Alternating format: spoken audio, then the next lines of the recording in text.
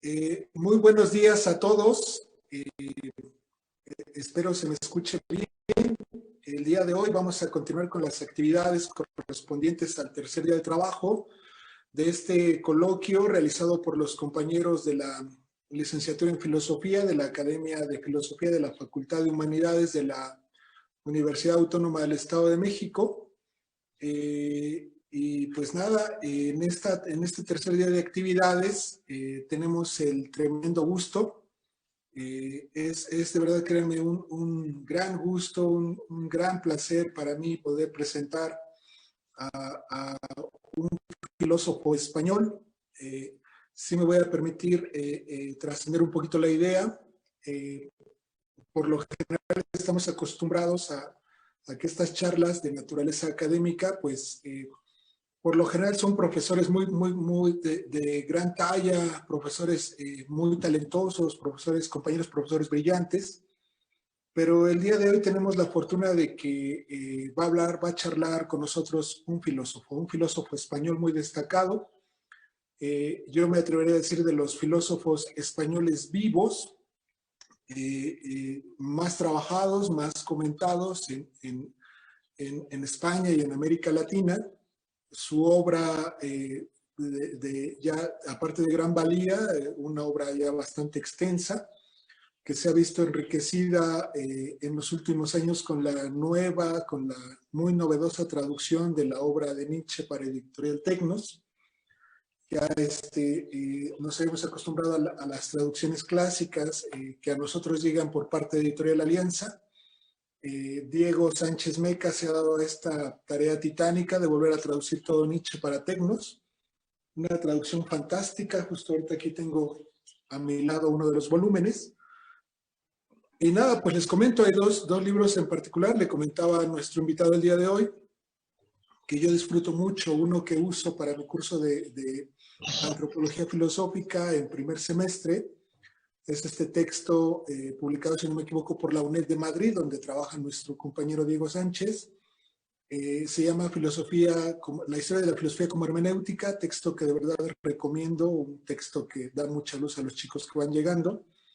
Y de la extensa obra de Diego Sánchez hay un texto que para mí es mi favorito, es un texto que yo atesoro, que quiero mucho. Se llama Nietzsche, la experiencia de Misaca del mundo, también en Editorial Tecnos, que igual para todos los compañeros que estén interesados en Nietzsche, pues creo que será de mucha ayuda. Nada más voy a leer tres líneas de la ficha, de la extensísima ficha biográfica de nuestro invitado el día de hoy. Diego Sánchez es un filósofo español y catedrático de filosofía contemporánea en la Universidad Nacional de Educación a Distancia en Madrid. Es especialista en Nietzsche. Ha dirigido la edición completa en castellano de sus obras completas y de sus fragmentos póstumos. El dato no sé si siga vigente, es presidente de la Sociedad Española de Estudios sobre Nietzsche. Su investigación a lo largo de su trayectoria académica ha estado orientada a las corrientes y movimientos del pensamiento del siglo XIX y XX, y se ha dedicado también a autores como Buber, Schopenhauer, Schlegel, Goethe, Heidegger, Levinas, Ricoeur y Ortega y Gasset. Entre sus cargos y responsabilidades más importantes deben señalarse las siguientes. Miembro del patronato del Centro Universitario Colli Montinari de Estudios su Nietzsche y Cultura Europea de la Universidad de Pisa en Italia, miembro del Comité Científico del Proyecto Internacional Iber Nietzsche, miembro del Consejo de la Dirección de Estudios de Nietzsche, Sociedad Española de Estudios sobre Nietzsche, y también es miembro del Comité Asesor en diversas revistas científicas españolas y extranjeras. Pero sobre todo quiero resaltar algo para los compañeros que nos siguen el día de hoy. El doctor Diego Sánchez Meca es un gran amigo de la Facultad de Humanidades. Hemos tenido la fortuna de escucharle, yo creo que en los últimos 15 años, 2 o 3 charlas muy brillantes, y que al final siempre está dispuesto a regalarnos su tiempo, a cedernos su trabajo, por lo cual de verdad yo créanme que me siento muy halagado el día de hoy de coincidir espero no exagerar, con mi querido amigo Diego Sánchez Meca. Pues doctor, iniciamos tu charla el día de hoy en este coloquio Filosofía y Parresia. el día de hoy hablarás del decir de Nietzsche. Por ahí va el título de tu conferencia. Y pues, adelante, querido doctor Diego. Bien, pues muchas gracias, Juvenal, por estas palabras tan cariñosas, y también es para mí un gran placer, una gran satisfacción volver a colaborar con los queridos amigos de la Facultad de Humanidades de la Universidad Autónoma del Estado de México, por supuesto Juvenal Vargas, Josué Manzano, Rosario, Mara Bacarlet. Bueno, los recuerdo con mucho cariño a todos y les envío un cálido saludo aprovechando esta oportunidad. Bueno, el tema que he elegido es un tema que tiene una relación, me parece que importante y iluminadora del tema que se debate en este congreso. La aportación de Nietzsche como precedente al desarrollo de la temática de la parresía en Foucault, pues creo que es una cosa que es bueno visitarla y tenerla en cuenta. Me gustaría partir de una de las ideas que yo creo que son más productivas de Foucault en relación con la literatura, y es que la literatura tiene la capacidad de crear formas inéditas de ser. Y esa capacidad, pues, incluye también la creación de nuevos espacios éticos y políticos. Y todo eso sucede a condición de que ese proceso discurra en el marco de un decir veraz, es decir, de la parresía. Pues bien, Nietzsche es el pensador que a lo largo de su obra insiste en algo que él llama Redlichkeit, honestidad, la honestidad de una cierta manera de leer, de una cierta filología, que implica saber y querer leer bien sin manipular ni distorsionar aquello que se lee. Voy a centrar, por tanto, mi exposición en función del título que he dado a mi conferencia en este concepto nietzscheano de la Redlichkeit, o sea, de la honestidad en el decir, en el leer. Y como introducción, pues quiero referirme a algunos de los pasajes de este filósofo en los que él muestra cierta desconfianza respecto a poder ser leído él mismo y comprendido adecuadamente por sus posibles lectores. Esa desconfianza se dirige de una manera especialmente directa a los que, seguramente muy entusiasmados por el pensamiento y el estilo de escritura de Nietzsche, pues querrían ser sus discípulos o proclaman que son discípulos de Nietzsche. Generalmente los discípulos de un filósofo pues suelen ser los seguidores que asumen las doctrinas del maestro y que luego pues las desarrollan, las difunden, de manera que los mejores discípulos pues serían los más devotos, o sea, los que siguen al maestro al pie de la letra y le rinden culto como si fuera un santo. Seguro que Nietzsche lo pensó así cuando afirmó en Ecce Homo: tengo un miedo espantoso a que algún día se me llegue a canonizar. ¿Por qué tenía este recelo respecto a discípulos entusiastas y devotos? Pues claramente porque una de las premisas fundamentales de su pensamiento consiste en afirmar que la nobleza de cualquier ser humano se basa ante todo en su independencia y en su libertad crítica. O sea, en pensar por él mismo. Y a partir de eso, en el ejercicio autónomo y original de sus propios criterios. De manera que un buen pensador, para serlo, tiene que ser, lo primero de todo, un espíritu libre.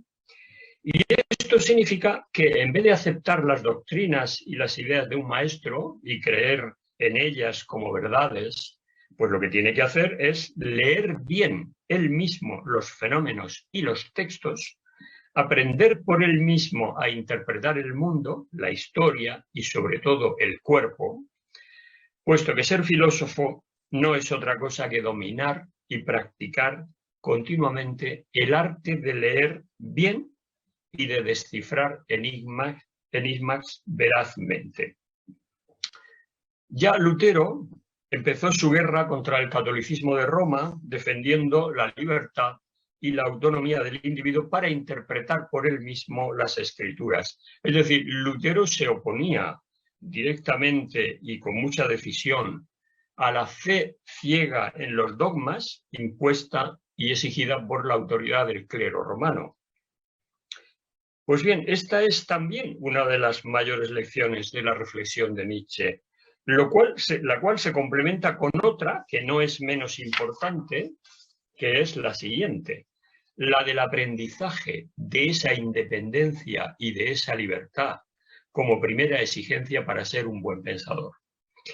Por tanto, nada de sumisión de discípulos a las doctrinas del maestro, doctrinas que de un modo o de otro se van a terminar canonizando y hacen entonces caer a los discípulos en la pereza, en la rutina, en una especie de escolástica dogmática. Este es el recelo que desprende la desconfianza de Nietzsche a que sus posibles discípulos le lleguen realmente a entender. Así que no es de extrañar la importancia que a lo largo de toda su obra tiene en este pensador la cuestión de qué significa leer y de cuáles son las condiciones del arte de leer bien. Recordemos en relación con esto la importancia que tienen sus obras filológicas y al mismo tiempo sus críticas a la práctica filológica de su tiempo, su reflexión continuada sobre el valor y el sentido de la filología, puesto que la filología es el arte de comprender, o se supone que debe ser el arte de comprender adecuadamente los textos y de entender y de interpretar su contenido. Bien, hay un texto en el prólogo de Aurora en el que se resalta la importancia que para la formación de Nietzsche tuvo su formación filológica. Dice así: no por nada ha sido uno filólogo, y tal vez aún lo sea, esto es, maestro de la lectura lenta. Al final acaba uno escribiendo también lentamente. Ahora forma parte no solo de mis hábitos, sino también de mi gusto. No escribir jamás nada que no lleve a la desesperación a toda esa gente que tiene prisa. Aquí termina la cita. Y es que la filología es el arte que exige de quienes la admiran y la practican detenerse en los márgenes del texto, tomarse tiempo, aprender la calma y la lentitud, puesto que la filología, dice Nietzsche, es el arte y el saber del orfebre de la palabra que ha de realizar un trabajo delicado y cuidadoso. Es decir, Nietzsche señala la estrategia filológica de la lectura crítica como eje sobre el que girará su método genealógico cuyo objetivo será, ante todo y sobre todo, leer bien el texto del cuerpo. El texto del cuerpo entendido como hilo conductor y como modelo de toda interpretación y lectura posterior. Por tanto, no es exagerado afirmar que muchos de los temas de la filosofía madura de Nietzsche tienen sus raíces en sus primeros trabajos filológicos. Hay temas que continúan siendo tratados después, incluso de un modo parecido a como lo hacía cuando era filólogo, temas relativos a la religión, al arte, a la cultura del mundo clásico, pero también a los análisis de la historia europea o del conocimiento o de la cultura contemporáneas. Nietzsche mantiene a lo largo de toda su trayectoria una continua comparación y confrontación mutua entre antigüedad y modernidad.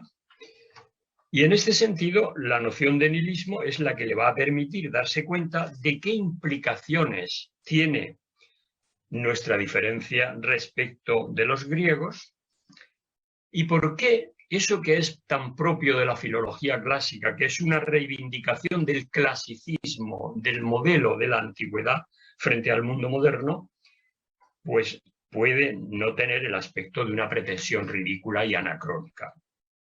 Ahora bien, hay que detectar un cambio de actitud importante en Nietzsche en relación con la filología clásica, que tiene lugar sobre todo a partir del abandono de su profesión docente en la Universidad de Basilea como filólogo clásico, época en la que coincide también con la ruptura con su maestro Richard Wagner.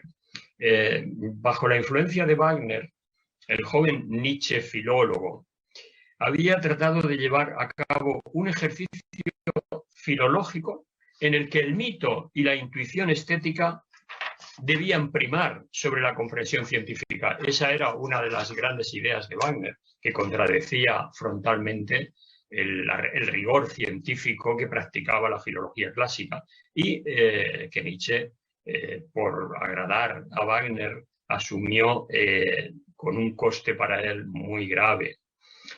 Pues bien, a medida que se desprende de la ilusión de esa intuición totalizadora de la antigüedad a través del mito, pues aumenta su estimación del uso crítico y científico de la filología para disolver y para denunciar interpretaciones que en realidad funcionan como usurpadoras de la reflexión. No se puede sustituir la reflexión y el análisis crítico por la ilusión de una intuición estética o mitológica que nos da un conocimiento pretendidamente superior. Por eso, a partir de Humano, demasiado humano, Nietzsche lleva a cabo una revalorización del método filológico como arte de leer bien un texto lentamente. Simplemente eso. Arte de leer bien un texto lentamente. Ya veremos que eso tiene unas implicaciones muy importantes. Por tanto, en lugar de defender ya la verdad del mito y apartándose también de las pedanterías del metodologismo filológico positivista, de esa filología un poco engolada que él vio practicar en su tiempo, pues lo que Nietzsche hace es alabar el arte de leer que permite la práctica de los buenos métodos. ¿Qué es esto de los buenos métodos?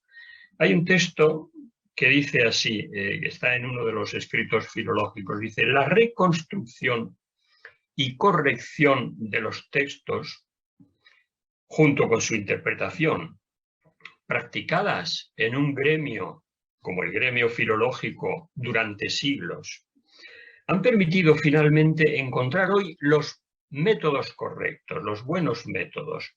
Toda ciencia ha ganado continuidad y solidez en la medida en que el arte de leer correctamente, es decir, la filología, ha llegado a su culminación. Solo si somos capaces, si hemos aprendido a leer correctamente, podremos ser buenos científicos en cualquier materia, porque todas las ciencias implican la capacidad de esa lectura correcta de lo que se trata de comprender y de estudiar. Un testimonio importante de este cambio lo encontramos también en el ensayo de autocrítica, Al nacimiento de la tragedia, donde Nietzsche admite haber escrito su primer libro pues con una cierta desatención a las restricciones normativas de las normas, o sea, de los métodos de la filología científica. Y por eso el valor perdurable de la filología, que sin embargo él va a mantener y va a defender a lo largo de toda su obra, va a ser la condición del método filológico como arte de leer con precisión y por tanto como disciplina que reflexiona sobre la cultura y sus modos de transmisión. Ese es el ámbito en el que él va a especializarse y en el que él va a trabajar, en el análisis del proceso civilizatorio europeo, en donde pues, va a escribir obras tan importantes como La genealogía de la moral, Más allá del bien y del mal, Crepúsculo de los ídolos, y ahí va a aplicar ciertamente un método genealógico que implica una lectura adecuada de los síntomas de enfermedad y de degeneración y de decadencia de ese proceso civilizatorio. Por tanto, para Nietzsche, el Nietzsche ya maduro, la filología no es otra cosa que análisis crítico de la tradición. O sea, un método para leer la historia en los documentos que nos han llegado y entender los acontecimientos y las formaciones culturales de una manera adecuada y correcta. En muchos pasajes de su obra insiste, por ello, en la necesidad y riqueza de una lectura meditada y rumiante. Este es un fragmento póstumo de 1882 importante en ese sentido. La filología es el arte de aprender y enseñar a leer en una época en la que se lee demasiado. Solamente el filólogo lee despacio y medita acerca de 6 líneas durante media hora. No su resultado, sino ese hábito suyo de leer lentamente es su mérito. Fin de la cita. Por eso, pues probablemente el lugar en el que se puede apreciar mejor esa importancia dada a la lectura rigurosa lo constituyen los textos en los que él utiliza ese potencial crítico de la filología para un tema muy importante que va a sentar un precedente en todo el tratamiento de este tema, que es cómo él utiliza esa exigencia de la filología, exigencia rigurosa de no confundir el texto con las interpretaciones, la va a emplear a la hora de desenmascarar la mala hermenéutica bíblica que practica el cristianismo, al que acusa de una falta de filología, en cuanto que confunde constantemente la explicación con el texto. ¿Qué es esto de confundir la explicación con el texto? Pues ciertamente una de las premisas básicas de la genealogía nietzscheana es que existen interpretaciones que hay que disolver, porque no son más que idealizaciones que tergiversan y enmascaran el juego de fuerzas que las producen. Es decir, se puede decir que la genealogía funciona como una especie de filología antiteológica en busca de una racionalidad contra la falsa y abusiva espiritualización del cristianismo. Dice Nietzsche que esta filología no es más que una paciencia del lector, que acaba descubriendo las falsificaciones y las supercherías de taumaturgos, teólogos y sacerdotes en cuanto a estrategias de dominación. De manera que la filología se valora en este contexto como un arma eficazmente defensiva contra la teología y sus efectos, o sea, como el instrumento de una crítica que se toma el tiempo necesario para una cosa importante: identificar las falsificaciones fijándose en la forma de expresión verbal y escrita que adoptan. Nietzsche se esfuerza en mostrar una y otra vez cómo determinada forma de ejercer el poder de interpretar por parte de algunos individuos, pues ha sido nada menos que una de las causas más fuertes de alienación de la humanidad. En particular, una que el cristianismo practica o ha practicado durante muchos siglos y que consiste en imponer dogmática y autoritariamente de antemano que la explicación del texto debe ser aceptada siempre como prioritaria por encima de lo que diga el texto mismo. Esto verdaderamente es el núcleo duro de la crítica de Lutero a esta forma de esta práctica del uso de las escrituras y del dogma. ¿Por qué es tan importante esto? ¿Por qué significa esto de suplantar la explicación con el texto? Recordemos que durante la Edad Media hasta el siglo XV la Iglesia tenía el monopolio de las Sagradas Escrituras, solo se publicaban Biblias en latín y el pueblo llano, que no conocía el latín, pues no podía leer el texto de la Biblia, y lo que tenía que asumir como verdad del texto de la Biblia era lo que el clero, que sí sabía latín y que tenía, por tanto, la posibilidad, supuesta posibilidad de explicar lo que el texto dice, el clero suplantaba el texto por la explicación. Es decir, vosotros os vais a creer esto que yo os voy a decir, puesto que no tenéis acceso directo al texto mismo. A esta situación, que era una situación muy importante como estrategia de dominación y como estrategia de manipulación, pues el principio claramente luterano de priorizar la escritura y de reivindicar el sentido literal, es decir, que la escritura esté traducida en las lenguas vernáculas y la gente las pueda leer. Eso se lo apropia Nietzsche para defender la exigencia del rigor filológico y extenderlo a todos los ámbitos de la cultura.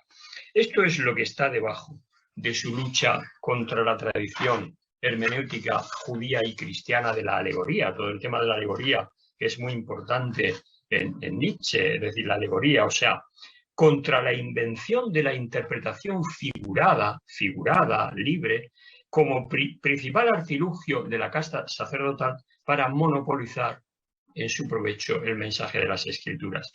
Cuando sobre lo que un texto dice se superpone una construcción alegórica, pues la interpretación que resulta del texto es una mistificación, dice Nietzsche. Y dice, es una bufonería filológica inaudita, dirigida a una desposesión de su verdadero sentido, siguiendo el mismo modelo de las usurpaciones que la moral o la metafísica nihilistas han llevado a cabo sobre el cuerpo o sobre la naturaleza. También la genealogía de la moral, en esta misma línea, se propone deshacer las interpretaciones usurpadoras de sentido que se producen en los orígenes de las tradiciones, para lo cual, pues Nietzsche vuelve a recurrir a la crítica filológica y dice: el juicio moral no se ha de tomar nunca al pie de la letra.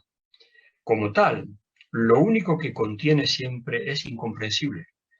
Pero en cuanto semiótica sigue siendo inapreciable porque revela, al menos para el que sabe, las realidades más valiosas de las culturas e interioridades que no sabían lo bastante para entenderse a sí mismas. La moral es simplemente un hablar por signos, simplemente una sintomatología del cuerpo. Como se puede ver, el uso que Nietzsche hace de una crítica filológica revalorizada se produce muy al hilo de la elaboración de otra de sus doctrinas importantes, que es el perspectivismo hermenéutico, y de su pensamiento de la interpretación, que parte de ese principio famoso y no siempre muy bien interpretado, que dice: no hay hechos, sino solo interpretaciones. Para explicar este principio, Nietzsche recuerda cómo los eruditos que fundaron la filología clásica como disciplina científica creían posible encontrar hechos históricos como la base más firme del verdadero sentido de la esencia de la antigua Grecia. El Nietzsche maduro, sin embargo, piensa en contra de esto que no hay ninguna, ni puede haber ninguna interpretación última, adecuada y definitivamente referida a lo que la antigüedad fuera en sí misma. A lo que la antigüedad fuera en sí misma es siempre una interpretación a partir de los datos que nos han llegado. De modo que si en sus obras de juventud él criticaba lo que llamaba el alejandrinismo de los filólogos, por haber llevado al extremo una especie de racionalismo abstracto y erudito que ya empieza con Sócrates y con Eurípides, pues en el Anticristo Nietzsche acaba defendiendo a los filólogos justamente por haber cultivado la filología y haberse declarado enemigos de la superstición. Es decir, algo positivo hay que recuperar de los filólogos, por supuesto no su dogmatismo de que la lectura de los hechos en sí de la antigüedad es el fundamento para saber realmente lo que la antigüedad fue. Hay un progreso, por tanto, del pensamiento de Nietzsche aquí, que tiene que ver con su nueva concepción de lo que es la ciencia y de lo que es un hombre de ciencia. El hombre de ciencia no es otra cosa que un intérprete, o sea, un filólogo, cuya tarea consiste en descifrar los fenómenos históricos, no solo históricos y culturales, también los naturales, con las claves que proporciona el hilo del cuerpo. Recordemos esa insistencia de Nietzsche que para cualquier investigación hay que tomar el cuerpo como hilo conductor. Conocer y juzgar de forma genealógica, ese es el método, es considerar que el suelo de nuestra vida es el fundamento donde se basa el sentido y el valor de nuestras opiniones teóricas, de nuestras opciones espirituales o de nuestras preferencias culturales. No hay conocimientos de verdades absolutas, como si fueran esencias existentes en un mundo inteligible que se pueden afirmar dogmáticamente. Tampoco hay valores en sí que existen más allá del hecho de valorar. Lo que hay son juicios concretos de valor, interiorizados, que se emiten en virtud del proceso de incorporación en el que consiste la socialización de los individuos en sus respectivas culturas. Nosotros, claro que tenemos, como decía Kant, la ley moral dentro de nosotros, pero no porque Dios la pusiera ahí en nuestra alma sobrenatural, sino porque nos ha entrado a través de nuestro proceso de culturización y de socialización. La hemos aprendido a base de mano dura y de crueldad, donde se nos ha hecho individuos útiles y capaces de vivir en sociedad, cumpliendo unas obligaciones, cumpliendo unas leyes y cumpliendo unas normas morales. De modo que las teorías científicas, las creencias religiosas, las preferencias estéticas y los valores morales de una sociedad o de un individuo no son en su trasfondo último otra cosa que la traducción de un modo genealógico de las necesidades propias de un organismo como cuerpo que interpreta. Naturalmente que los valores son algo incorporado, son mecanismos inmediatos que se disparan como instancias primeras de nuestro comportamiento, pero se han grabado ahí de esa manera, porque nosotros necesitamos vivir en sociedad y para vivir en sociedad tenemos que respetar lo que la sociedad considera el bien y considera y rechazar lo que considera el mal. De manera que eso ha sido un proceso de condicionamiento con el cual nosotros hemos aprendido una moral y unas normas de comportamiento. Evidentemente no es una opción por unos valores en sí que nos ennoblecen y que nos asemejan a una esencia trascendente. Por tanto, podemos disponer de un criterio importante para diferenciar entre la expresión del tipo de exigencias fisiológicas que brotan de un cuerpo sano. Esta es la segunda parte del método genealógico. Las exigencias fisiológicas que brotan de un cuerpo sano y las que surgen de un cuerpo enfermo, con las que en un caso y en otro se pretenden conservar y se pretenden promover tipos distintos de individuos, condiciones distintas de vida y determinados tipos de individuos. De ahí la insistencia de Nietzsche en que hay que tener una cultura sana que imponga una educación sana, positiva, creativa en los individuos de sus valores, de sus mecanismos de comportamiento inconscientes, porque ese individuo será creativo, crecerá, será feliz, mientras que si lo que se hace es implantar en ellos condiciones culpabilizadoras, debilitadoras, neurotizadoras, pues ese individuo será una chapuza debilitada que no podrá ser feliz y que difícilmente contribuirá. Este es el peor de los resultados. Difícilmente contribuirá a una sociedad sana y positiva y feliz en la medida en que lo único que esa sociedad puede llegar a ser es un rebaño. Desde el momento en que Nietzsche concibe el cuerpo como voluntad de poder, está exigiendo una fisiología que no es la fisiología de las leyes newtonianas, de las causas y los efectos, sino que requiere un modo diferente y que él ahora trata de exponerlo desde la experiencia filológica. De manera que el desciframiento del sentido de los fenómenos que tenemos que conocer se tiene que desarrollar desde el cumplimiento de estas dos condiciones. Primera condición, si es el cuerpo el que en último término, en principio y al final, es el cuerpo el que interpreta en cuanto al enraizamiento dentro de su estructura neurológica de lo que es el bien y de lo que es el mal, pues entonces la salud y la enfermedad tienen que ser consideradas como determinantes de la calidad y del sentido y del valor de las interpretaciones. Es decir, si es el cuerpo el que interpreta, pues realmente lo que afecta verdaderamente al cuerpo en su aspecto positivo es la salud, en su aspecto negativo es la enfermedad, salud y enfermedad que pueden ser inducidas culturalmente. Y entonces ese criterio de diferenciación entre salud y enfermedad, negación y afirmación, eso es lo que tiene que ser considerado como el criterio determinante de la calidad y del valor de las interpretaciones, porque las interpretaciones valen en función de que sirven para el potenciamiento de la vida o sirven para su debilitamiento. Y la segunda condición habrá de ser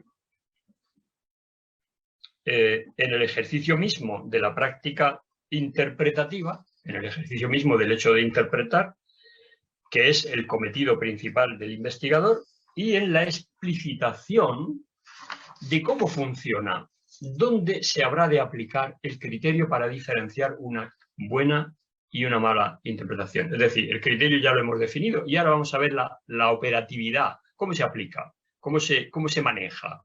Pues ese criterio es lo que Nietzsche llama la honestidad filológica, Redlichkeit. Ya hemos llegado a donde queríamos llegar después de todo este recorrido. La honestidad filológica que implica sobre todo aplicar la modificación fundamental que la perspectiva genealógica introduce en la concepción de la verdad, que en esto Nietzsche es un pensador original. ¿Cuál es esa perspectiva novedosa que introduce la genealogía en el concepto de verdad? Pues esa modificación consiste en que la verdad ya no puede ser considerada la explicación o el comentario verdadero, correcto, adecuado de un texto en sí, la adecuación de la interpretación con un texto en sí como verdad, sino que tiene que ser considerado el tipo de interpretación que cumple los requisitos de la honestidad. Los requisitos de la honestidad. El que no manipula los indicios, los textos, los síntomas, y no utiliza esa manipulación para manipular y para debilitar el cuerpo. Ningún texto es susceptible de una sola lectura verdadera y única, en relación con la cual todos los otros tengan que considerarse malentendidos, errores, etc., como desviaciones o falsificaciones de una verdad en sí. Ese criterio tradicional de que hay una interpretación verdadera y luego hay otras que no lo son. Si se puede diferenciar entre lecturas como mejores que otras, no digo como verdaderas y falsas, unas mejores y otras peores, será sobre la base de un arte de leer capaz de descubrir determinados vicios de interpretación que se cometen a partir de la intervención de ciertos prejuicios que falsifican la lectura y que se imponen para desviar un sentido más adecuado en función de un interés que la aplicación de ese prejuicio satisface. Esa es la falta del rigor filológico en la que Nietzsche piensa a partir del modelo del palimpsesto. Un palimpsesto, como saben, es cuando sobre un texto original se superpone otro texto segundo que termina haciendo ilegible el original, el primero, y llega a hacerlo desaparecer. Y entonces ese texto segundo se presenta como la explicación verdadera del primero. Pues bien, junto a ese tipo de falsificación, ese tipo de falsificación habría sido junto a ese tipo de falsificación habría sido el que habría sufrido justo esa falsificación, habría sufrido el texto principal, básico, fundamental, que es el texto del hombre como hombre natura, como homo natura, como hombre naturaleza. Ese es el texto supuestamente original, pero ya olvidado, perdido. No hay un texto en sí. Ese fue el texto probablemente original del palimpsesto, sobre el cual, dice Nietzsche, se han ido superponiendo otros textos secundarios que han borrado el primero, destinados sobre todo a hacer desaparecer los caracteres inquietantes de ese texto original del Homo Natura, enmascarando esa vitalidad afirmativa y a veces que da miedo, camuflándolo y desfigurando ese texto original hasta hacerlo ilegible. Ese es el proceso, como saben, de la doma, de la domesticación, de la tsamun, en la cual ciertamente lo que es el hombre en estado natural, en la medida en que se puede suponer que había eso, pero que evidentemente ahora no disponemos ya de ese texto, y todo lo que se ha producido sobre ese texto original son interpretaciones que han terminado enmascarando, camuflando, desfigurando y haciendo prácticamente ya imposible de saber qué decía aquel texto. Por tanto, en relación con ese texto desfigurado, la labor del filósofo o del científico tendría que ser, como lo dice Nietzsche, más allá del bien y del mal, la de volver a traducir al hombre dentro de la naturaleza, hacerse amo y señor de tantas y tan vanidosas y exaltadas interpretaciones que hasta ahora se han garabateado y se han pintado sobre aquel eterno texto fundamental como natura. El precepto, hasta aquí la cita, el precepto principal de este arte es el de leer bien, y leer bien lo que implica ante todo es no desfigurar el texto que hay que interpretar. Lo venimos repitiendo porque es algo muy importante y fundamental. No se le pueden superponer cosas que lo falsifiquen y que lo desnaturalicen, porque eso es la deshonestidad más común, acercarse a ese texto con un concepto ya predeterminado de lo que se quería leer y con el que se acaba suplantando el texto, lo que el texto mismo decía. De ese modo, era la interpretación, o sea, el prejuicio, el preconcepto, el que convertía el texto original, se convertía en texto original borrando el nivel primario de la significación, que ha quedado completamente imposible de encontrar. Bueno, muchas de las críticas que Nietzsche hace a la ciencia, también a la metafísica y a la moral, pues en el fondo no son otra cosa que denuncias de este tipo de faltas de lectura que han sido cometidas por exégetas, sacerdotes, científicos, filósofos o incluso por la tradición entera de la cultura occidental, que sistemáticamente ha hecho una interpretación forzada, sobre todo la que se ha referido a la interpretación del hombre como un ser sobrenatural, pues de procedencia espiritual y por tanto sustancialmente diferente del mundo natural y de los animales. A partir de esta tematización, lo que se expresa fundamentalmente es un nuevo punto de partida, que es el rechazo de esas manipulaciones y de esas falsificaciones que se han hecho para que las conclusiones de todos esos malos intérpretes coincidan con determinados prejuicios, con determinadas ideas previas.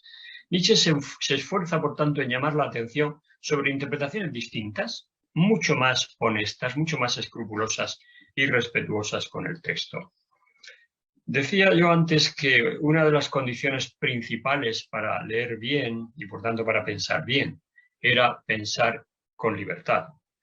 De una manera más concreta, lo que Nietzsche le critica a la mayor parte de las tradiciones filosóficas y de las escuelas del pasado es que su pensamiento se ejercía casi siempre condicionado por prejuicios y en concreto y sobre todo por los prejuicios de la moral. prejuicio de la moral y de la metafísica, que van unidos. En la que, siempre en la metafísica es en la que la moral se apoya y forman conjuntamente una estructura de prejuicios y de errores que, sin embargo, ha sido muy eficaz porque ha funcionado durante siglos como límite que impedía leer e interpretar bien el texto del cuerpo, saber qué es el hombre y conocer esa posible, aunque imposible al mismo tiempo, realidad originaria del Homo Natura.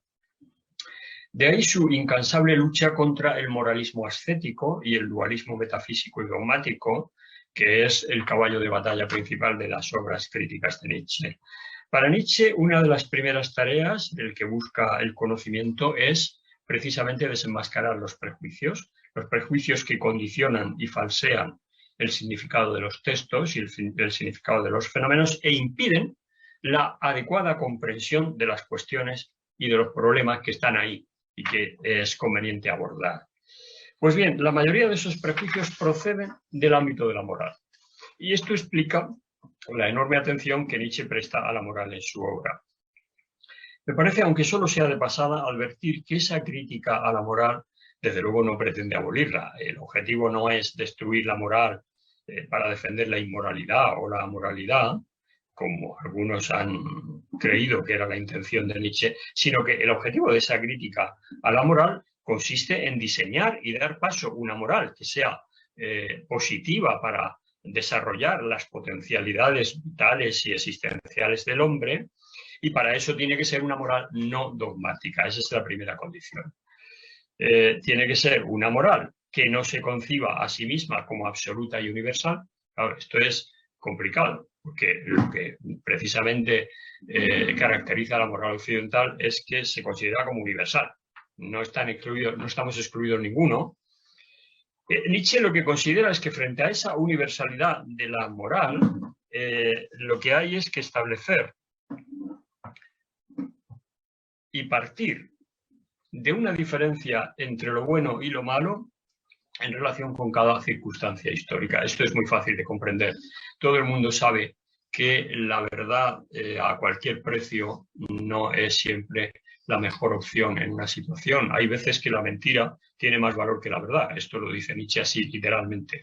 Hay muchas situaciones en que la mentira es más buena, produce mejores efectos que la verdad, que verdaderamente puede producir una catástrofe. Bueno, y muchos otros ejemplos que se pueden aportar. De manera que los conceptos de bien y de mal, en realidad, no han sido los mismos en todas las épocas y, por tanto, nos es posible y aconsejable comprender la moral sobre la base de su historicidad.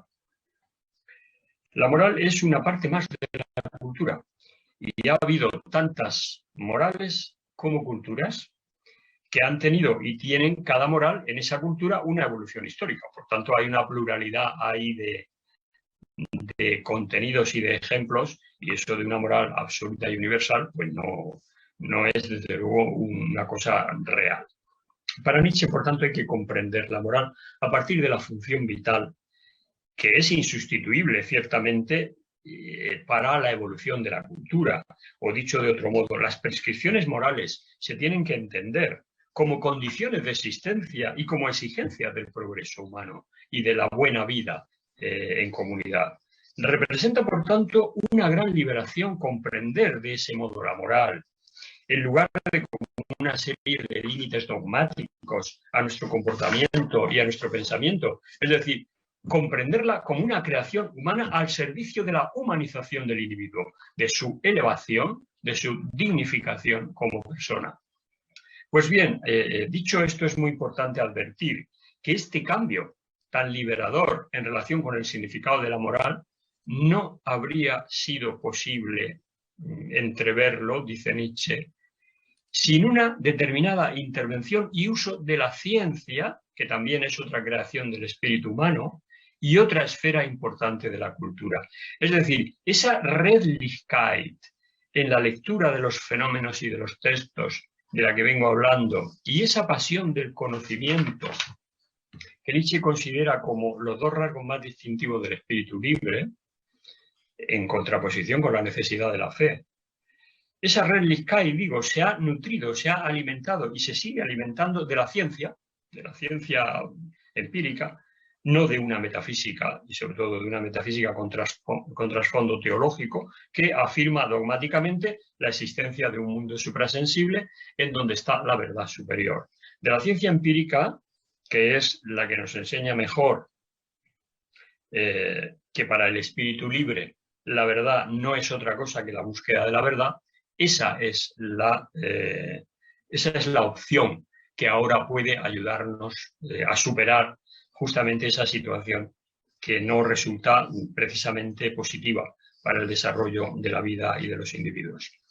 Esta es la razón de que Nietzsche se refiera al nuevo filósofo con la metáfora del caminante Wanderer, o del viajero que busca, que explora, que hace experiencias.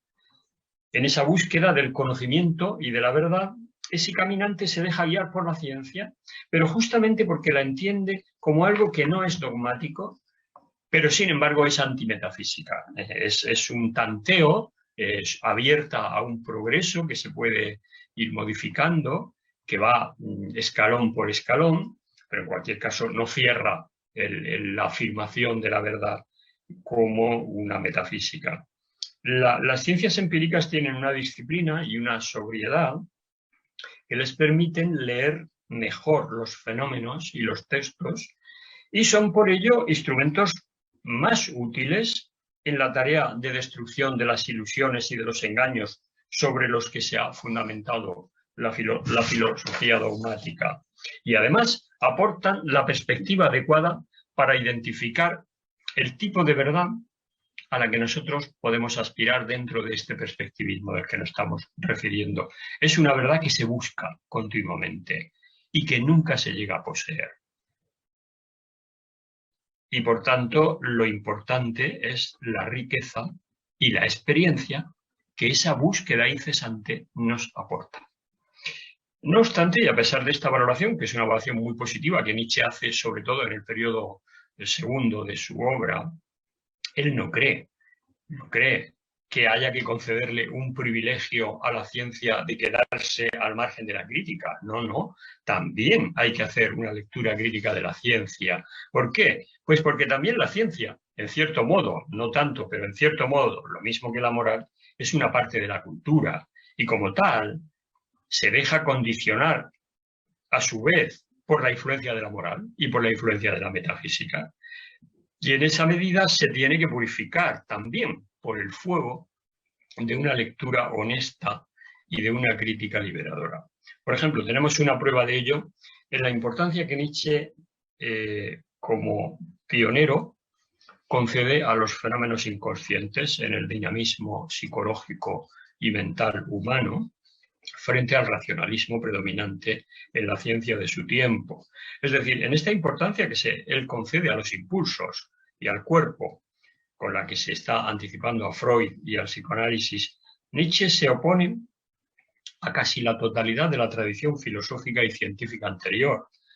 Y precisamente por ello tiene el mérito de inaugurar un modo de reflexión que se centra en la manifestación de las pulsiones, contraponiéndose a la teoría clásica de la autonomía del pensamiento, de la posibilidad de un saber puro, que se ejerce solo cuando discurre al margen y en oposición a lo sensible, o sea, a las pasiones, a la imaginación, al cuerpo, en definitiva. El pensamiento es siempre el resultado de actividades inconscientes. Esto es una afirmación de Nietzsche que ya no nos resulta tan extraña después del tiempo que lleva repitiéndose. Actividades inconscientes que engloban una dimensión pulsional. Por tanto, hay un método que Nietzsche propone para el ejercicio del pensamiento filosófico, que es la genealogía, el método genealógico, que es lo que convierte al filósofo en lo que él llama un médico de la cultura. Es decir, la genealogía no es otra cosa que el intento de comprender los fenómenos de la cultura, o sea, la moral, la ciencia, el arte, la política, la religión, la técnica, ahondando en las bases pulsionales desde las que son explicables. Con ese descubrimiento, cualquier creación, entonces, moral, religiosa, política, etcétera, es siempre, en último término, el resultado de la proyección de fuerzas elementales de la vida, o sea, orgánicas, relativas a un determinado nivel de energía o de fuerza. Y esto apunta, por supuesto, esas fuerzas son la salud y la enfermedad, la vida ascendente y la vida descendente. Esto apunta a la estrechísima conexión que existe entre la cultura y el cuerpo. Porque, como ya he dicho, el cuerpo es el anclaje que nosotros tenemos con la vida. El cuerpo, nuestras necesidades vitales, nuestra aspiración al bienestar, pero también nuestro miedo, desvalimiento, precariedad física, de ahí surge la cultura. Y a su vez la cultura, una vez producida y objetivada en instituciones, en normas, en valores, en costumbres, en saberes, pues actúa sobre nuestro cuerpo y nos convierte en seres de cultura, en seres culturizados o civilizados. Esta dialéctica, que nos recuerda un poco a la de Hegel, pero sin la metafísica, por supuesto, en la que la cultura es, en cierto modo, una producción del cuerpo y luego afecta también a ese anclaje que tenemos nosotros en la vida, ese mecanismo circular de la relación entre cuerpo y cultura. El cuerpo crea la cultura crea el cuerpo, condiciona al cuerpo. Esta sí que es una de las enseñanzas importantes de Nietzsche, o sea, la de la construcción cultural y social del cuerpo y sus pulsiones, que son canalizadas por los valores y por los contenidos de la cultura que asimilamos en nuestro proceso de socialización. Nuestro cuerpo, dice Nietzsche en Más allá del bien y del mal, en el aforismo 19, nuestro cuerpo no es más que una estructura social compuesta de muchas almas. Nuestro cuerpo no es más que una estructura social compuesta de numerosas almas. Esto es muy Foucaultiano también. Naturalmente lo que tenemos dentro son las almas de los otros, que se nos han colado ahí en nuestro proceso de socialización. Por tanto, lo que debe ser la filosofía es una genealogía, entendida como trabajo de lectura, como trabajo de desciframiento de las pulsiones vitales, que son las que secretamente actúan en la producción de las interpretaciones y en las valoraciones que hacemos culturales. Lectura, por tanto, identificación de esas pulsiones como condiciones de existencia para determinado tipo de individuos, no indistintamente, sino distintamente. Es decir, hay unas valoraciones que favorecen condiciones de existencia en las que predomina el debilitamiento, la esclavización y la manipulación y la enfermedad, y hay otras en las que el tipo de individuos que se puede construir en ella son individuos sanos o más o menos sanos, afirmativos, felices, etc. Ese es el primer momento del método, y luego hay un segundo momento, porque de lo que se trata es de juzgar si esas formaciones culturales, cuya sintomatología el médico de la cultura, que es el filósofo, debe leer como un buen filólogo, son conformes o no son conformes con las exigencias de la vida, es decir, si los valores de la moral, si los resultados de las ciencias, si las ideologías políticas, si las creencias religiosas, si los inventos tecnológicos, todo lo que abarca el ámbito de la cultura, son beneficiosos o son perjudiciales para el sostenimiento y para la intensificación positiva de nuestra vida. ¿Favorece eso nuestra salud? ¿Intensifica nuestro anclaje en la vida o produce en nosotros el malestar, la frustración, la enfermedad y perjudica, por tanto, a los individuos que hemos incorporado esas valoraciones, esa moral como condiciones de existencia? De esa manera, el examen e interpretación de la cultura adopta en la propuesta de Nietzsche, como no podía ser de otro modo, la forma de un diagnóstico médico. Y esa es la razón por la que él califica, como ya he dicho, al filósofo como espíritu libre primero, pero de manera indisoluble, porque si no, no es posible, como médico de la cultura. Por supuesto que Nietzsche nos ha dejado muchísimas más ideas y doctrinas que son importantes, que son singulares, a las que ya no puedo referirme aquí, y que seguro muchas de ellas ustedes ya las conocen, pero valgan como muestra estas a las que me he referido, y sirvan para despertar el apetito de leer y de saber con más honestidad filológica, para conocer mejor en general y en concreto, si tienen interés por Nietzsche, para conocer mejor a un pensador que mi experiencia es que siempre tiene cosas nuevas e interesantes que decir. Nada más y muchas gracias.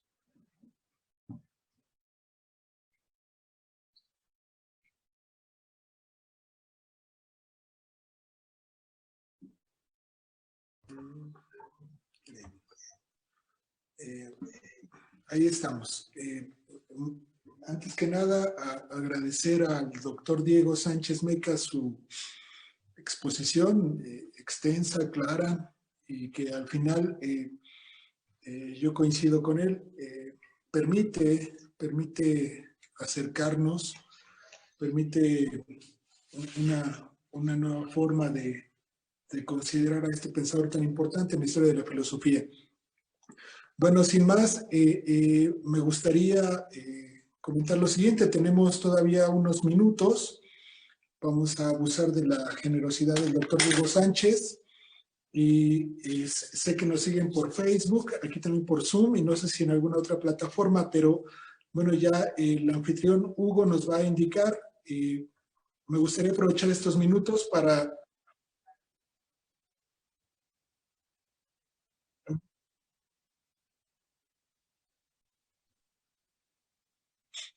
Muchas gracias, Hugo. Bueno, pues vamos a optimizar el tiempo.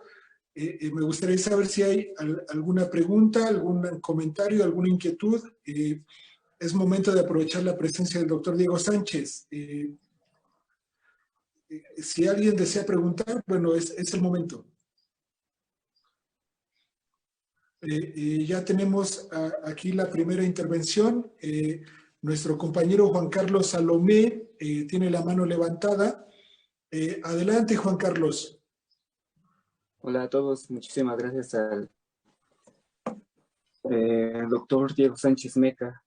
Muchísimas gracias por su participación en este coloquio sobre parresía, cuestionalización y la palabra. Bueno, pues quisiera agradecer ante todo su reflexión en torno a Nietzsche. Quisiera compartir con usted el hecho de que pude obtener el grado de licenciado en filosofía gracias a un trabajo sobre Nietzsche, y uno de los capítulos de este trabajo fue destinar algunas cuestiones a la naturaleza del cristianismo a partir de Nietzsche. Bueno, pues oyendo su reflexión, bastante cultivante por cierto, hubo ciertos momentos en los que usted, querido Diego, se refirió al concepto de falsificación. Si bien este concepto pues no lo he ubicado aún en los textos de Nietzsche, también quisiera hacer saber que fue un concepto que se pronunció en las conclusiones de este apartado de la naturaleza del cristianismo según Nietzsche en la tesis de mi licenciatura.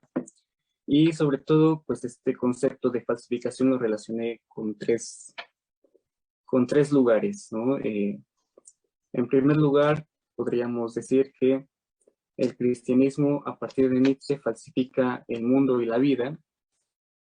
En segundo lugar, el cristianismo pues ha falsificado los valores morales. Y en tercer lugar, el cristianismo ha falsificado pues el evangelio de Jesús, ¿no? Creo que el segundo aspecto de esta falsificación bien se puede notar a partir de pues, los planteamientos que usted ha proporcionado a la cuestión, ¿no? En torno a la labor filológica que hace Nietzsche y cómo pues esta filología o este papel filológico pues trasciende a las esferas de la fisiología. Creo que pues estas cuestiones son dignas de plantearse aquí y bueno, pues las destina a usted, dado que, bueno, pues es una figura prominente en el debate nietzscheano allá en España. Pues bien, quisiera plantear estas tres cuestiones. ¿Es apropiado verlo así o podríamos rebatir pues este posicionamiento? Gracias. Muchas gracias por esta pregunta tan oportuna e importante y con la que yo estoy de acuerdo. Creo que la manera de enfocar la cuestión que tú haces es muy positiva y está muy bien. Claro, esas tres cuestiones en relación con la falsificación del cristianismo tienen relación entre ellas y probablemente se iluminan la una a la otra.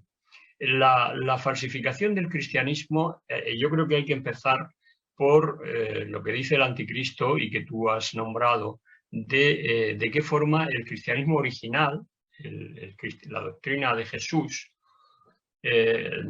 se retuerce, se falsifica, esa sería la palabra propiamente dicha, cuando San Pablo hace la transformación de esa doctrina. Por supuesto que la doctrina original de Jesús era un mensaje muy optimista de amor universal, de igualdad entre todos los hombres, de amar los unos a los otros, etc. Era un mensaje muy utópico, pero que sin embargo tenía una potencia crítica en la medida en que estaba dirigido a problemas importantes que el judaísmo presentaba en ese momento, la omnipotencia un poco esclavizante de la ley, de la letra de la ley, contra la que Jesús decía que no está el hombre hecho para la ley, sino la ley para el hombre. Ciertamente la doctrina del Jesús original del Evangelio sufre una modificación grande cuando esa doctrina de amor universal se pospone, se enmascara e incluso se desaloja como mensaje principal para imponer como primera fachada de la nueva religión el símbolo de la cruz. El símbolo de la cruz es mucho más adecuado para hacer de la religión un instrumento de dominación, un instrumento de domesticación, porque ciertamente con lo que nos vamos a ver es con un determinado uso del sufrimiento. Hay que tener en cuenta, para no ser injustos, hay que tener en cuenta que el cristianismo surge en medio de una decadencia profunda del Imperio Romano, cuando toda la cultura antigua termina por siendo destruida y existe el peligro de un gran retroceso. Y la única institución que queda como encargada de hacer una transición en la que no todo se destruya es justo la Iglesia cristiana a la que Constantino había dado una relevancia importante como religión del imperio. Y lo que la Iglesia en ese momento se propone es, por un lado, tratar de moderar, tratar de civilizar la bestialidad de todos los conquistadores que venían de las estepas asiáticas y que, por supuesto, había que hacerlos sufrir, había que inyectarles buenas dosis de sufrimiento para debilitarlos, para hacerlos dóciles, para que se bautizaran y para que fueran ovejitas de un rebaño dócil a la Iglesia. Y luego con esas tribus, los visigodos, los ostrogodos, los vándalos, los alanos, los hunos, es decir, todo ese mare magnum plural, construir un nuevo imperio, el Sacro Imperio Romano-Germánico. Es decir, hubo un paso histórico donde la humanidad se jugaba un retroceso cultural importante, que lo tuvo, pero podía haber sido mucho mayor si los bárbaros siguen destruyendo todo lo que quedaba todavía, ¿no? La Iglesia salvó algunas cosas. Y esa labor de debilitamiento de la fiereza de los bárbaros, pues bueno, en ese momento a lo mejor tenía esa justificación, que no era... Lo que pasa es que luego la mantuvo indefinidamente, es decir, le parece que le dio buen resultado tener un rebaño, una grey o una especie de grupo dócil, lo que se llamaba la ciudad de Dios, ahí San Agustín, la ciudad de Dios y la ciudad terrestre. Bien, entonces, ciertamente la falsificación se produjo cuando ya digamos, la excusa de salvar el mundo antiguo ya no se daba, porque entonces se podía haber implantado la verdadera religión cristiana, que era la religión del amor, la religión de la fraternidad, la religión de lo positivo, de los valores positivos. No se hizo, pues no se hizo porque era un buen instrumento de dominación del nuevo imperio, dominación en la cual la Iglesia, en concreto el Papa, se convierte en el poder absoluto y omnipotente de toda la cultura occidental. No voy a profundizar ni a insistir en la mecánica de cómo se produjo esa labor de debilitamiento, de gregarización, de rebañización de lo que son los súbditos, de lo que son la masa de los que tienen que obedecer al poder. Ciertamente ahí lo más importante fue la nueva moral, la moral ascética, que Nietzsche le dedica unas páginas verdaderamente maravillosas en la genealogía de la moral, como el sufrimiento es el instrumento fundamental para los nuevos ideales de cultura y de vida, y naturalmente de qué forma eso construye un mundo y afecta a la vida. Es decir, las tres cosas que tú has señalado tienen esa conexión, y a mí me parecía que era importante encuadrarlas dentro de un momento histórico que, pues que da una explicación un poco de lo que fue ese trance, que no tenía por qué haber continuado así indefinidamente, produciendo pues tanta alienación y tanto sufrimiento, y bueno, dio resultado porque como instrumento de dominación había sido exitoso.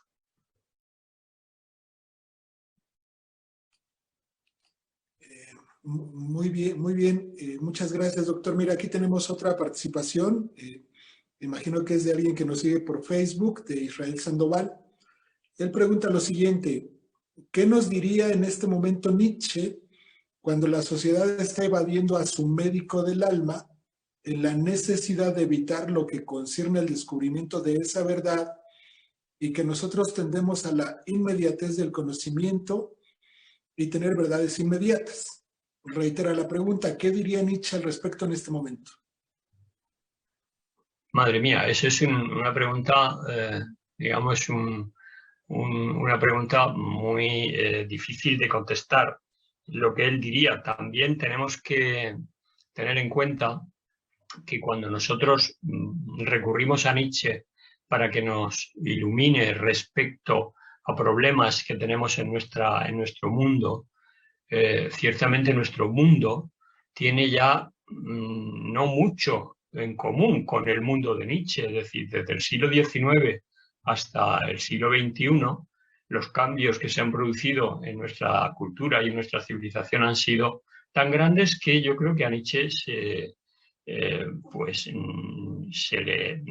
no podía prever los condicionamientos que el mundo actual tiene, empezando, por ejemplo, con la complejidad que en la mayoría de las áreas introduce la globalización, es decir, la pérdida de las dimensiones de lo parcial, de lo local, de lo autónomo, y esa estructura de dependencia recíproca de todo en el mundo, ese mundo que se configura hoy a través, sobre todo, de la informática, de Internet, de las redes sociales, de las comunicaciones tan impresionantes que estamos teniendo, ese mundo que vive ahora el sueño de transformar la naturaleza humana y convertirla en una especie de Dios, con una inteligencia muy potenciada, con la inteligencia artificial, con una vida sin enfermedades, etc.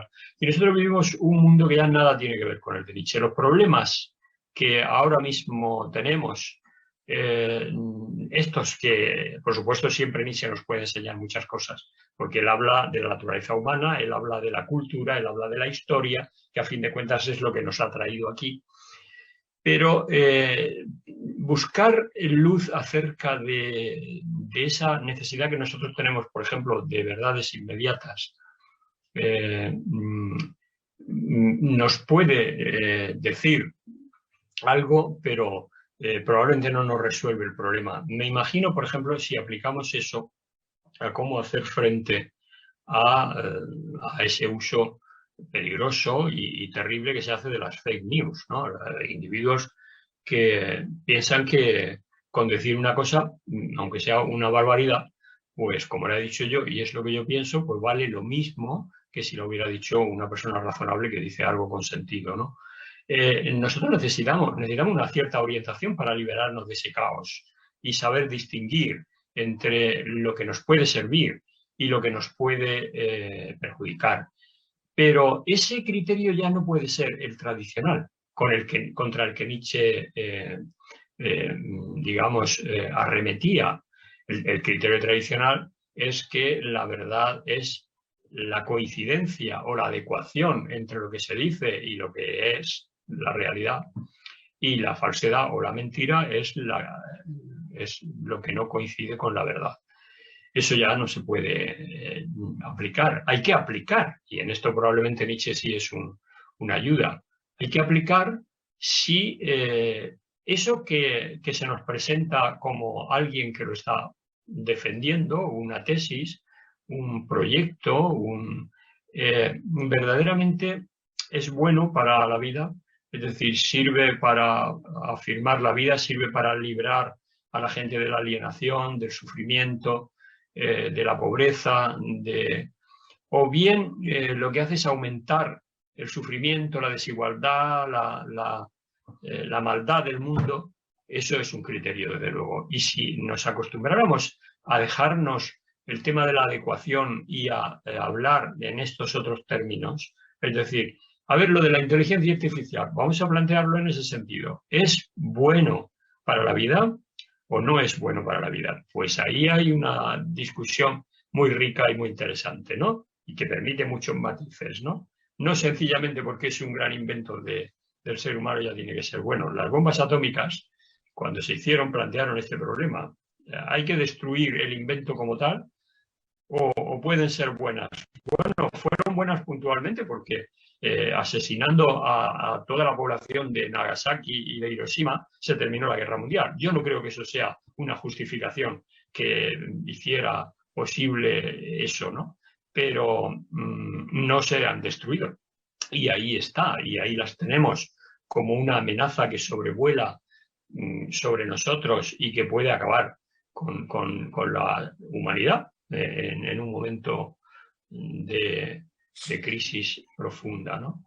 Ciertamente Nietzsche nos da pistas, nos ayuda, pero entre el contexto concreto en el que él piensa y el poco entrenamiento que en nuestro mundo actual tienen las cosas que él verdaderamente aportó de una manera valiosa, por ejemplo, esto de juzgar las interpretaciones, los resultados de la ciencia, las verdades que se nos presentan como positivas o negativas, como aceptables o rechazables, como buenas o malas, en función de su utilidad y de su valor para la vida, pues eso yo creo que sí es muy valioso. Ahí tenemos un criterio muy importante que se podría aplicar. Muy bien, tenemos una participación más de nuestro compañero Abimael Bernal. Él pregunta lo siguiente, doctor Diego. ¿Hay una relevancia en las parábolas? ¿Hay una relevancia en las parábolas y alegorías del Nuevo Testamento en Nietzsche? Esa es la pregunta. Sí.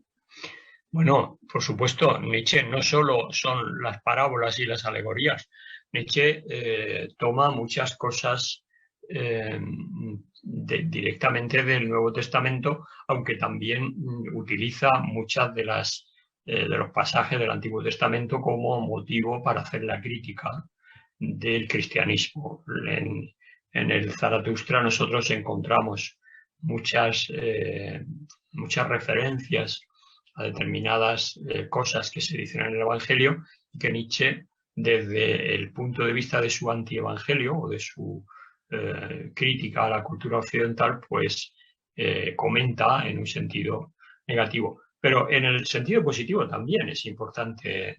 El Evangelio es una de las aportaciones culturales a la historia de Europa pues más importantes y más decisivas, en el sentido bueno y en el sentido menos bueno, ¿no? Es verdad que las utilizaciones y falsificaciones que se han hecho de él, pues han hecho predominar básicamente ese carácter alienante, debilitador, neurotizante, que la introyección de los dogmas cristianos y ascéticos hacen del hombre, puesto que le impide disfrutar de la vida, le impide desarrollarse vitalmente.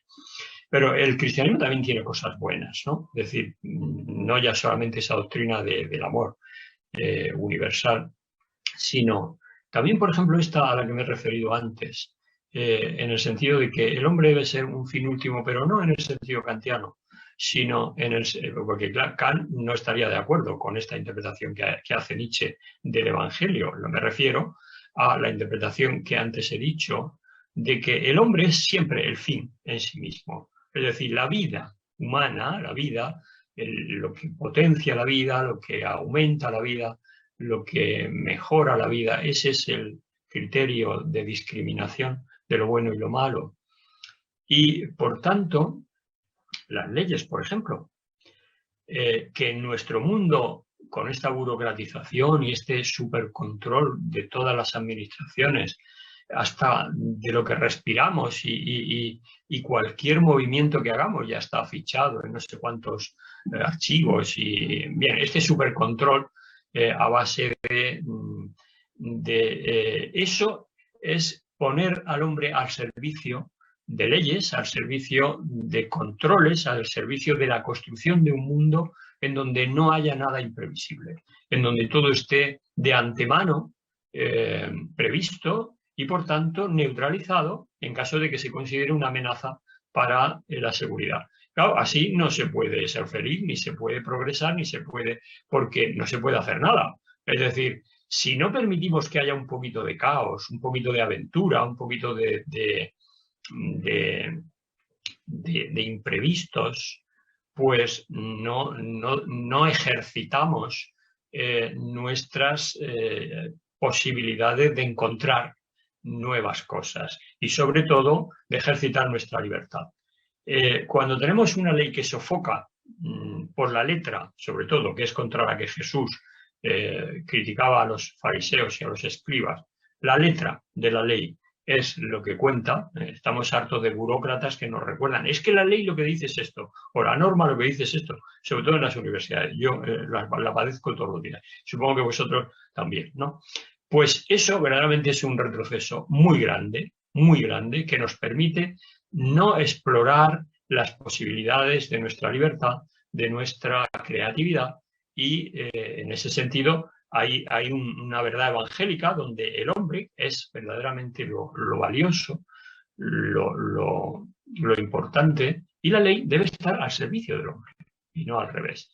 Esa es una. Hay otras muchas que verdaderamente son dignas de mencionar, pero vamos, que no hay en el caso de Nietzsche, contra lo que la gente piensa, una especie de odio al Evangelio y de rechazo del Evangelio. No, el Evangelio es una fuerza culturizadora, ha tenido una importancia histórica enorme, ha hecho cosas buenas y las sigue haciendo, y ha hecho cosas malas y las sigue haciendo también, pero hay que juzgarlo con imparcialidad en estos dos sentidos, ¿no?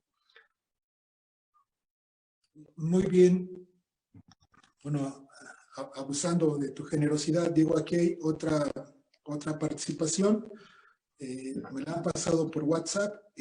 Voy a intentar leerla como está. No tenemos nombre de quién la envía. Dice lo siguiente, dice, no hay hechos, solo hay interpretaciones. Con esta frase no va el sentido de que la verdad absoluta como tal no se encuentra, sino más bien se construye de acuerdo a la interpretación de cada persona y que no siempre tenemos que coincidir. Es más o menos como la pasan. Sí, ya he dicho antes que esa frase de Nietzsche ha dado lugar a mucha discusión y generalmente la han utilizado los detractores del Nietzsche relativista, el Nietzsche que no cree en nada verdadero y que por tanto cada uno puede decir y pensar lo que quiera. Eso no es verdad, eso no es cierto. La hermenéutica en todas sus corrientes, bueno, Juvenal ha hecho mención de un libro, La historia de la filosofía hermenéutica, que yo escribí hace tiempo. Ahí, en una de las partes de ese libro, lo que se desarrolla es una lógica hermenéutica. Es decir, la lógica hermenéutica es aquella encargada de discriminar las buenas interpretaciones de las malas. Claro que hay criterios para decidir que una interpretación es mejor que otra. Criterios para decir que hay interpretaciones que no valen nada, absolutamente, y que lo único que producen es confusión y que deberían de ser neutralizadas y rechazadas. Pero hay también interpretaciones que están bien fundamentadas, que son valiosas, que nos pueden servir como una primera solución de la cuestión a revisar más adelante cuando los datos y la información vayan creciendo. Y por lo tanto, no hay una arbitrariedad de que cualquier cosa que diga cualquiera, porque es su interpretación, ya va a valer lo mismo que la que dicen otras personas.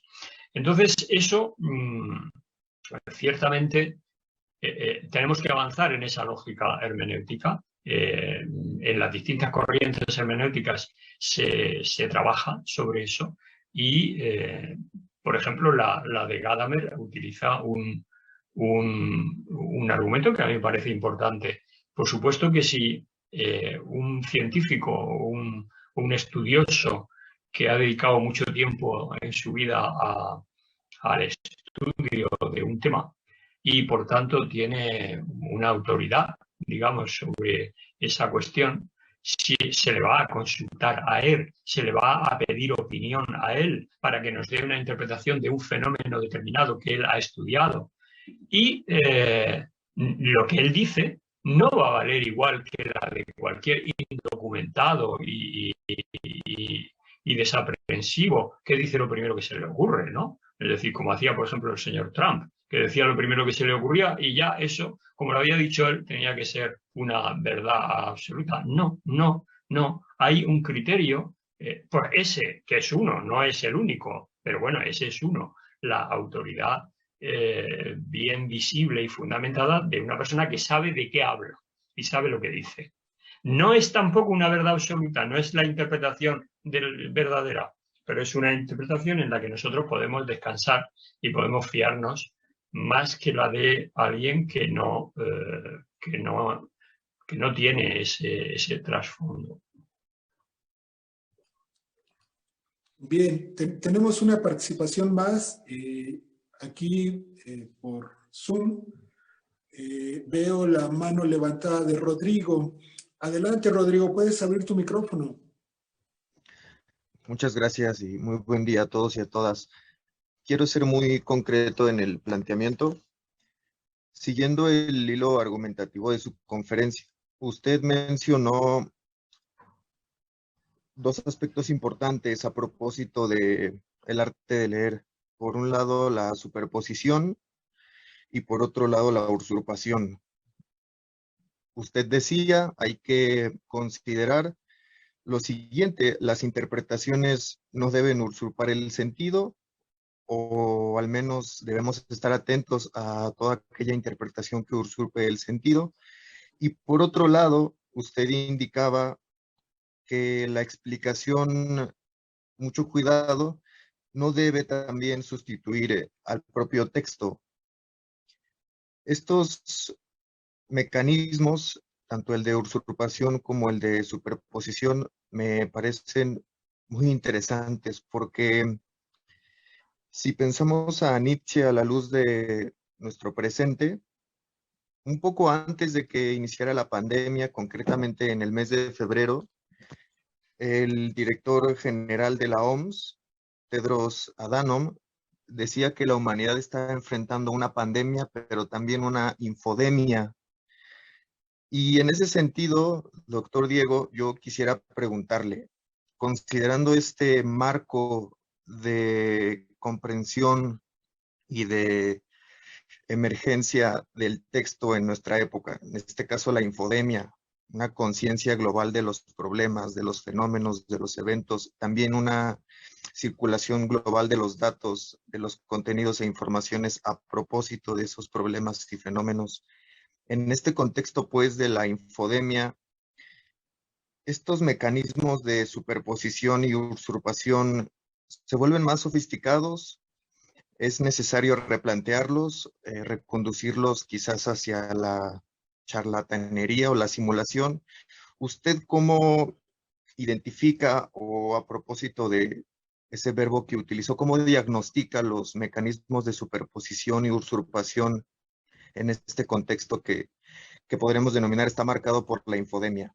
Esa es la pregunta y muchas gracias por la conferencia. La pregunta es muy importante y igualmente bastante complicada de responder. Vamos a ver, en relación con la usurpación, lo que las interpretaciones realmente usurpadoras no son usurpadoras de un sentido, sino que son usurpadoras del texto. Esto es importante, esta diferenciación, porque el texto no es un sentido, es decir, el texto puede tener varios sentidos y, por tanto, lo que hay que respetar es el texto que luego puede ser susceptible de sentidos distintos en función de la riqueza que se pueda ver en ellos, de las perspectivas desde las cuales se puede abordar. Pero claro, toda esa riqueza que implicaría la búsqueda de los sentidos y la interpretación, las posibilidades de comprensión del texto, se hacen imposibles cuando el texto es usurpado, es decir, cuando se desfigura, cuando se termina borrando, cuando se termina desfigurando, porque encima se pone otro, que ya no es el texto anterior, sino que es un texto con un prejuicio, con un interés, con una intencionalidad, y ahí ya resbalamos en la medida en que lo que hay que hacer es una crítica más que búsqueda de sentido. Es decir, ahí generalmente los textos usurpados y sustituidos por otros, lo que establecen como originario, implantando ese nuevo texto, es un instrumento de poder, es un instrumento de manipulación. Generalmente de manipulación de la necesidad de sentido, Es decir, justamente cuando hablábamos del cristianismo, lo que el cristianismo más manipula en toda su trayectoria de juego de las interpretaciones es la necesidad humana de sentido. El horror, el terror que el hombre a veces experimenta cuando ve ese abismo negro que hay debajo de la existencia, en donde no tiene consistencia, en donde no tiene sustancialidad, en donde no sabemos de dónde venimos ni a dónde vamos. Bueno, ahí hace falta un sentido y claro, el texto que se superpone a el texto original, pues es un texto que ya te da el sentido. Es decir, este es el sentido, aquí está. Luego se puede ampliar, se puede... Ese es el problema, Es decir, la usurpación del texto se refiere justamente a la abolición de los textos. Por eso Nietzsche quiere recuperar un texto todavía que es posible ver, y ese texto son los síntomas. Es decir, la sintomatología del cuerpo. El cuerpo no miente. Decía Spinoza, que no tiene nada que ver con Nietzsche, el cuerpo nunca miente, dice Spinoza en un pasaje maravilloso de la Ética. El cuerpo nunca miente. El cuerpo, sobre todo él lo refiere en relación con las pasiones alegres y las pasiones tristes. Cuando el cuerpo tiene pasiones alegres es porque crece, es porque se expande, y cuando tiene pasiones tristes es porque está oprimido, está maltratado, etc. Nietzsche lo que propone es eso, volver a un descubrimiento de los síntomas que el cuerpo ofrece en función de determinados criterios y de determinados puntos de vista, como son el del reforzamiento de la vida y el del debilitamiento de la vida. Por tanto, la superposición, que va íntimamente unida a la usurpación, se refiere siempre a la superposición de textos que además luego se pueden ir cambiando, que generalmente es lo que se hace. Es decir, la lectura de los síntomas del cuerpo como homo natura, es decir, lo que es la naturaleza del hombre, pues eso se ha evolucionado, ha cambiado. Ahora ya no se hace la superposición de la comprensión de los síntomas del cuerpo como la hacía el cristianismo en la Edad Media, por ejemplo, o se hace de una manera mucho más sofisticada, ¿no? Ahí están todos los diagnosticadores. La palabra médico de la cultura me parece un poco demasiado noble para nombrar a determinados intérpretes o médicos que se presentan queriendo diagnosticar los síntomas propios de nuestra cultura, pero que yo creo que les falta un poco de profundidad, ¿no?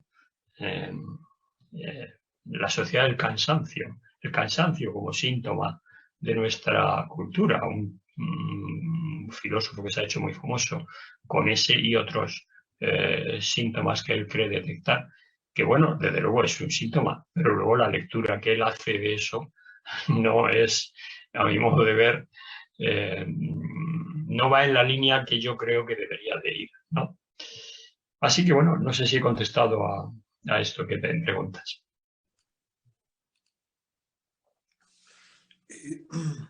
Bien, creo que no hay más participaciones, doctor. Yo quisiera una más, abusando de tu generosidad. Sí. Voy a intentar plantearlo de atrás hacia adelante.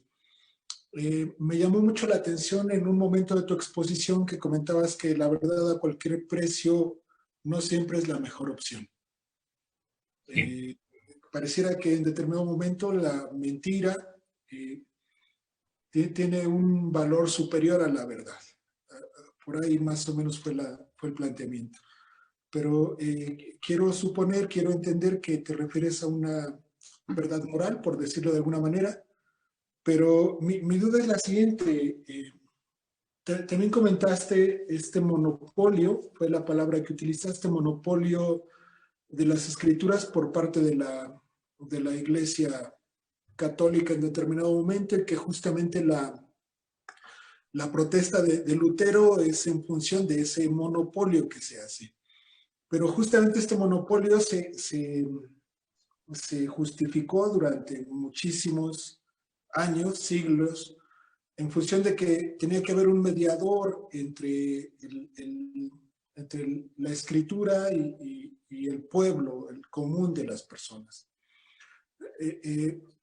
¿Cómo explicarías o cómo debo de entender esta idea de que la mentira en determinado momento pareciera que tiene o es preferible a la idea de esta verdad a la que nos hemos acostumbrado históricamente? Sí. Bueno, hay muchas frases con las cuales Nietzsche quiere darle contenido a esa afirmación que verdaderamente suena un poco drástica. Hay una afirmación en la que podemos basarnos para comentar ahora, en la que dice: tenemos el arte para no perecer a causa de la verdad. La verdad puede hacerle perecer a uno. sin ninguna duda, es decir, puede arrebatarle la vida. Y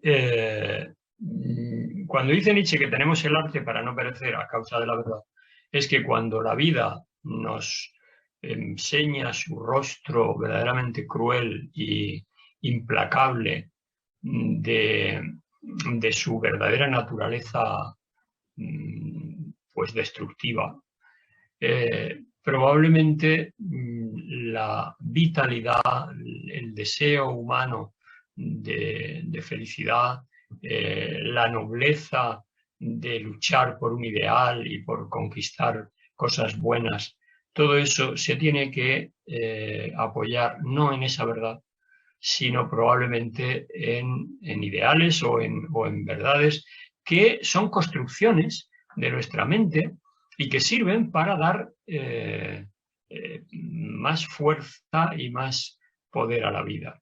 Es cierto que los griegos utilizaban el arte como un medio de ennoblecimiento y como un medio de superación de una manera muy consciente y muy